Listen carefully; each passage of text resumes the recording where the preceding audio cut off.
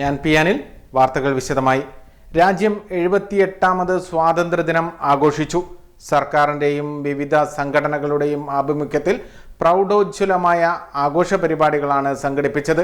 West hill Vikram മൈതാനിയിൽ നടന്ന ചടങ്ങിൽ വനം വന്യജീവി സംരക്ഷണ വകുപ്പ് മന്ത്രി AK ശശീന്ദ്രൻ പതാക ഉയർത്തി. 78ാമത് സ്വാതന്ത്ര്യദിനം നാടെങ്ങും പ്രൗഢഗംഭീരമായ പരിപാടികളോടെ ആഘോഷിച്ചു.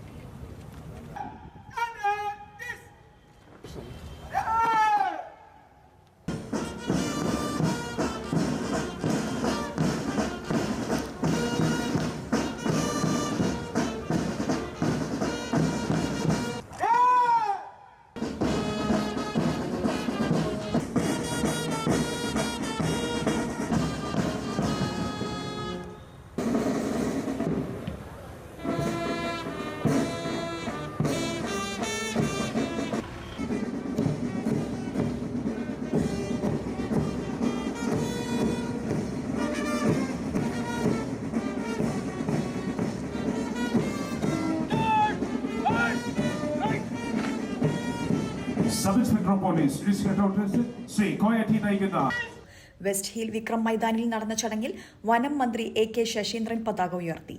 മന്ത്രിയെ ജില്ലാ collector Snehil Kumar Singh, Kozhikode city police commissioner Rajpal Meena, Kozhikode rural SP Aravind Sukumar എന്നിവർ ചേർന്ന് സ്വീകരിച്ചു. വിവിധ സേനാ വിദ്യാർത്ഥികൾ പ്ലാറ്റൂണുകളുടെ സല്യൂട്ട് മന്ത്രി സ്വീകരിച്ചു.